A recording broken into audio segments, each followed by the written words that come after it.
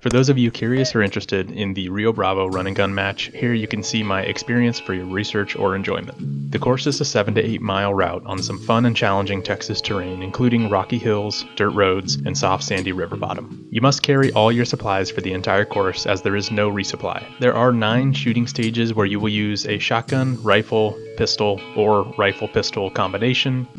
And here is a quick loadout, just if you were curious about the rifle, pistol, and ammo setup. I'm going to delve into each of these a little deeper. So the AR is an 18-inch FN heavy barrel upper from PSA that I originally built for long range in Wyoming, but after falling in love with it, it has become my favorite rifle for everything. There's a 5-25 PST Gen 2 in a spur mount. Piggybacking on that is a SIG Romeo, which I think is just a great budget dot. Dope on the scope, and I pretty much held for the majority of the match, as that seemed to make the most sense, prioritizing speed over precision. A 2-stage nickel boron PSA trigger and bag rider I made out of Kydex on the stock. I prefer this type of rifle a bit heavier for self-spotting and follow-up shots. I don't mind carrying the extra weight, as I feel the exchange is worth it for my style of shooting. I started transitioning to this G47 from a G20 a year and some change ago, but it still feels relatively new to me, and I probably have less than 2,000 rounds on it, a quarter of those being with iron sights. The dot I had on this before the match failed, so I grabbed this EPS and dog tag from Calculated Kinetics and have been extremely happy with it. I did shave this frame a bit, as I have manlet hands and prefer my Glock to feel more like a CZ in the grip. You'll see witness marks all over my guns. That's so when I experience an issue, I don't drive myself crazy wondering why. These allow me to rule out variables and find the source faster, and occasionally catch things before they become a problem. The belt is a $30 Wolf Tactical with a buckle that does everything I want it to do. I'm a DIY guy, so the IFAC dangler, Kiwi rifle mag pouches, dump pouch, and holster were all things I made as the needs arose. Part of my LARP is creating and modifying my gear, which generally looks bad when I roll up to a comp or stage, but I can assure you it is all practical gear. As destructive as I am, nothing stays long if it isn't of the utmost durability, unless I've customized it or repaired it. This setup allows me to prioritize movement and functionality while keeping the essentials accessible. The chest rig is a prototype I sewed before the match. I stole ideas from all sources that I felt would suit my needs for long range with my AR-10 to general gear needs for various training and matches. The admin pouch is something I just sewed before we went to the match to hold my snacks. In the main compartments here, I keep the rangefinder, and then I usually single stack mags, as I don't like to generally double stack, but it is helpful adminning gear between stages. In the map pouch, I kept my 2 33 round Glock mags and my dope sleeve and logbook. Between the mag pouches are a couple of spots to hold a pen and a marker, and in the shoulder strap I have a multi-tool pocket for keeping my Leatherman handy. The denim is just what I had on hand, but it was quite the vibe and somewhere between 80s drug buster and tactical baby care. Either way, it proved to be a great design, and I have a few tweaks to make for the final waterproof version. We had a long drive from Wisconsin to Texas, with snow through Missouri, Oklahoma, and North Texas. The mountain views from the snowfall as we neared Rio Bravo Ranch were a really nice treat. We laid eyes on the Rio Bravo, and I assumed there'd be a distinct border of some sort, but it's just open land. We set up camp on the airstrip in the morning and decided to zonk out for a few hours of much needed rest. On the POV journey, you get to follow me. Here's a quick lowdown of all of the gear in a full dump so you can see everything in case you were curious. And the paracord did come in handy as my backpack chest buckle broke and I had to improvise a fix. Not pictured here is the 3-liter Camelback that I had in the Dakine backpack. I get great satisfaction making and customizing my gear to provide solutions to needs I've encountered through practical use. Gear is not a replacement for developed skills. My gear was far from the most expensive available and can be a testament to that message. I'm a firm believer that practice and development with gear you have deemed reliable through use is most important for performance. The first leg of the journey has you running through the airstrip and down around to a lower forested area where you engage shotgun targets. I'm not a big shotgun guy, but I enjoyed this as an opening stage, as it allowed you to just start blasting away. I opted to use the stage shotgun, which was a pump that held 7 in the tube.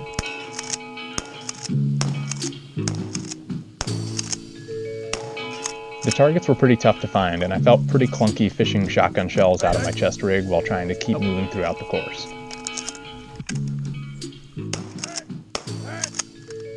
The guy before me used a semi-auto AK with a drum and suppressor, which would certainly be the pro move on a stage like this. I did really enjoy maneuvering through the brush in here. and I feel like some flagging or other positional markers might have helped this stage a little bit more.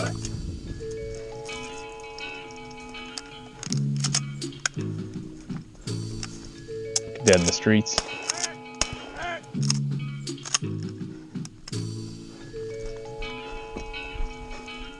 Although I managed okay on the spinner at the end, I don't often shoot spinners, and in a rookie move I shot the top instead of the larger bottom, which would have caught more BBs, and each shot would have had more energy to spin the target.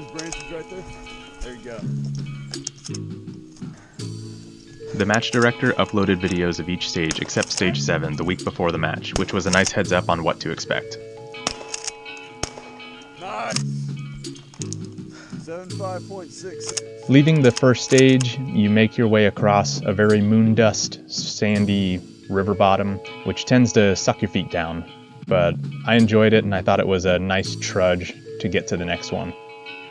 This was a relatively simple stage where you just had to hit roughly 10-inch circles from left to right and right to left. 5 of them each for 10 hits total. You understand the course of fire? Yes, sir. Load and make ready. I just dialed to 1 since that was the dope for this ammo in my rifle. Ready. And the offset from my 0 with the 77 grain stuff was 3/4 MOA to the right.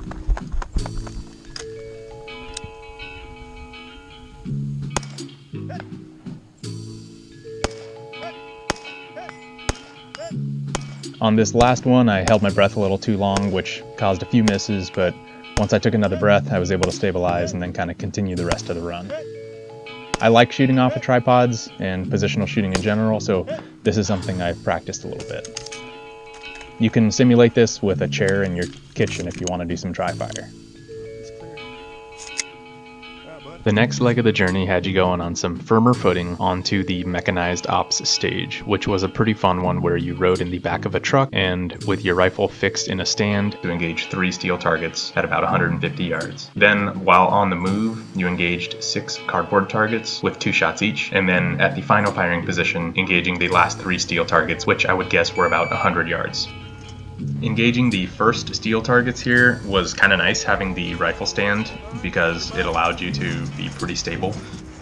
The shots were within 150 yards. The visibility in finding some of the targets did prove to be pretty difficult throughout the entire stage, but luckily the ROs were very helpful in indicating any ones that you were struggling with.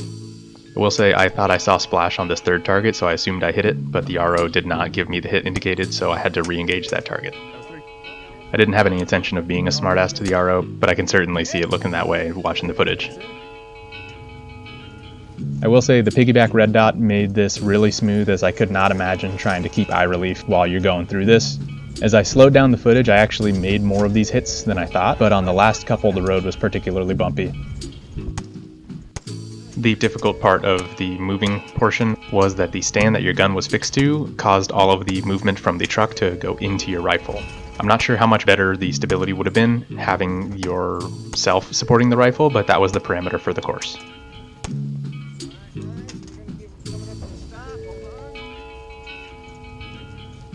The targets, as far as the steel goes, were not particularly small, and these ones were only at about 100 yards, so it was just a matter of waiting for the vehicle to stop and then making your hits. Once you hop out of the truck, the next leg had you going to the top of that hill where there was a road, and that road allowed you to circle around to stage 4. I think it was a super cool experience to be able to shoot out of the back of a moving truck. That is a first for me on this one. This was the first long leg you encountered and was kind of a tease because you could hear and see the shooting position for stage 4 across this little valley. The layout for stage 4 consisted of a small run to a overlook where you had 3 steel targets. Once you finish engaging those targets, you must run back up to your staged rifle and engage 3 sets of 2 targets each, 2 shots to each silhouette and 1 shot to each circle. Okay. Shooter ready? I'll find him. Yep. Stand by. You had to get 2 hits on the alien and 1 hit on the circle on top, with the last circle on top being a high value target where you had to drop your mag and make the hit. If you did not hit it, you had to reload your gun, drop the mag again, and proceed to engage until you did hit it. I should have realized to just go with a belt mag in the first place since the start was unloaded for pistol. I was initially trying to grab an extended mag from my chest rig and just ended up wasting a few seconds. I enjoyed the last shot being a high value target, but I forgot when I was in my rhythm and ended up having to shoot again. One thing this course really reinforced multiple times is that I need to work on stage planning a bit more. Generally, I like to just throw myself in and have fun with organically functioning, but I want to work more on that planning skill set. That's a skill set I also need to work on in my personal life just in general. One downside of running a break is the dust kicking up, which you can really see here. I did bring a can, but opted not to run with it to save some weight. In hindsight, it probably would have been better just to take the extra pound and some change for the benefits in the dry desert terrain.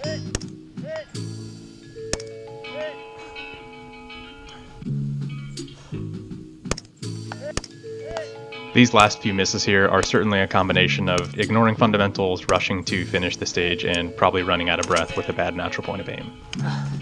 This was one of my favorite stages since you had to move to multiple positions and worked both rifle and pistol. The alien targets are a really fun and challenging shape as they don't have a traditional center of mass and leave little room for error. Leaving stage 4, you had to double back on your tracks and head over to stage 5, which was an overlook, pistol-only stage with 4 steel targets in the bottom of a river bed, increasing in distance, on a pretty short leg of the journey. The camera started recording a bit late, so you can see the first target circled here. You had to get 2 hits on each target, and all of them were pretty small, save for the last one, which was, I'm guessing, at about 70 yards, and it was closer to 3/4 or a full-size silhouette. Each of these steals required 2 hits. These were a little farther than normal for pistol targets, which was really fun, and it was a classic take your time and make hits count. That always seems so simple to do before the stage and after the stage, but when the timer goes off, somehow that gets thrown out of the window. After each stage, I did take a little time to just admin my gear and make sure everything was ready for the next stage. I think a little preparation really goes a long ways, especially when fatigue starts to set in on a course like this. Heading out of stage 5, there was a nice little run up and down some hills and rocky terrain. I really enjoyed the run. I thought that these 7 to 8 miles were pretty enjoyable and challenging. Watch out for the thorns. Going to the next stage was Sniper Ops, which I am a huge sucker for long-range shooting, so I absolutely love this stage. This rifle was built for long-range shooting out in Wyoming, and I've just ended up loving it so much as an all-purpose gun that it's become my go-to. On this stage, I kept the scope at 10 power, so I could move between targets fairly easy, but still see my reticle plenty clear. Set the parallax for about 400, and then I held instead of dialing for each shot. Around 500 is where I started to encounter a little bit of wind, or my natural point of aim was off, but whatever the case was, after the first 2 shots to verify where those hits were, I was able to correct and then apply that fix to the 600 and 700 yard targets. I love speed plate challenges like this, so in my book, this was my favorite rifle stage.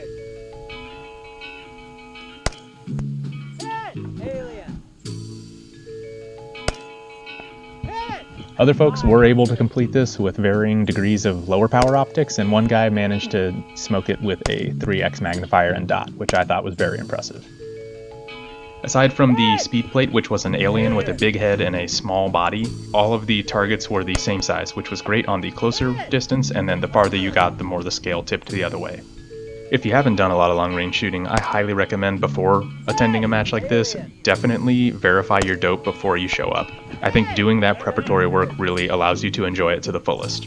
If you don't have all that distance, there are plenty of ways to get some guesstimated dope, and then you can usually spot impacts and adjust as needed. Drop magazine. Time was 62:11. Alright, clear on out. Next shoot on up. Show me your clear rifle. I see it. 6211. There was a very short walk from stage 6 to stage 7, which was something I opted to take my time for so that I wasn't breathing heavy just in case I was up immediately on the next stage.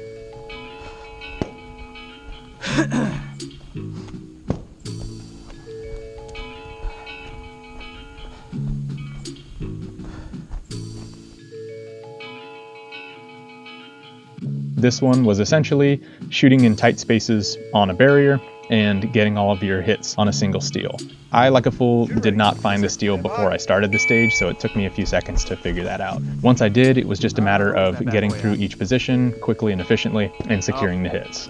The target on this wasn't particularly large. Around 100 yards, I say it was maybe an 8-inch circle. The bummer is that it was painted green, which made it slightly difficult for me to find at first. The last shot for both rifle and pistol was a high-value target shot, which I am a huge fan of. If you're not familiar with that, there was one also on stage 4, where you drop your magazine, use the last round in the gun to get the hit, and if you do not hit it, you have to reload, drop the mag, and make the hit again. I love this type of gun manipulation in tight spaces and practice it a fair bit. Here I also kind of lost the pistol target, but you can see it toward the bottom of the screen. I ended up rushing the pistol shots as I thought they were relatively close, but with the combination of fatigue and speed, I could have taken my time and secured the hits a little better. As usual, I should probably slow down a bit and get my pistol hits. I like objects that force you to shoot in all sorts of positions. I think it's a fun and practical way to practice realistic shooting positions and get away from the basic flat range shooting positions most people spend all their time in. My strategy for performance going into this was that I wanted to place well in the shooting category, and then hopefully I got somewhere in the top 10 for the running category.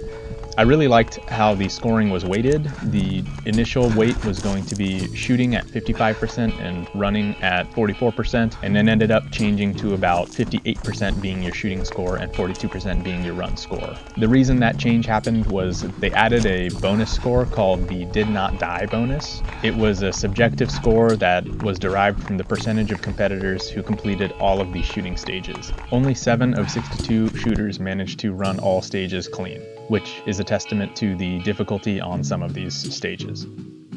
The next leg after stage 7 brought you to a small little gully where you had probably the most exciting, in my opinion, stage of the match. The spinner at the end of the stage caused most people to either time out or run out of pistol ammo, leaving only 12 shooters of 60 clearing this stage. It was fairly difficult knowing where the targets were since the shooting positions were not really marked, so you had to rely on the RO in case you passed one up. This was another super fun stage as it was a fast-paced pistol course that really tested your fundamentals. I did get a little confused on which targets took 1 hit and which targets took 2 hits, but on this one, it was 2 hits for silhouettes and 1 hit for circles. If you're interested in attending one of these events, I highly recommend you follow the link in the description below to MysteryOps website. The extended mags that I brought did come in handy here, and while I think they slowed the reload times down considerably, the ability to just focus on shooting was a nice trade-off.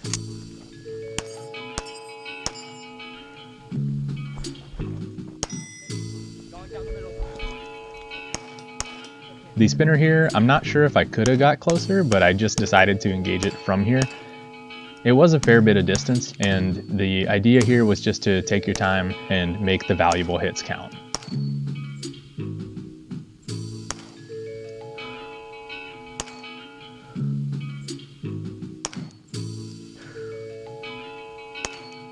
This stage I ended up meeting up with my buddies who had left an hour and some change ahead of me and decided to take it at a little slower pace as far as the running went. This was the longest leg of the entire course, which had you going all the way through that same lovely moon dust over to another gully where they had the shotguns set up. You can see where I briefly got lost on the walk between. This was a short and sweet shotgun stage that had 1 static target triggering 2 speedy clays moving about 45 degrees away from you. I actually had to give these a pretty big lead of probably 6-ish feet or so to get the hits. Stage planning bit me in the butt here again, as I forgot to reload another shell between the 2 shooting positions in the excitement of trying to get through it quickly. I opted for the stage shotgun and subconsciously thought that it had the same capacity as the first stage gun, so I ran out of ammo on the last flying target.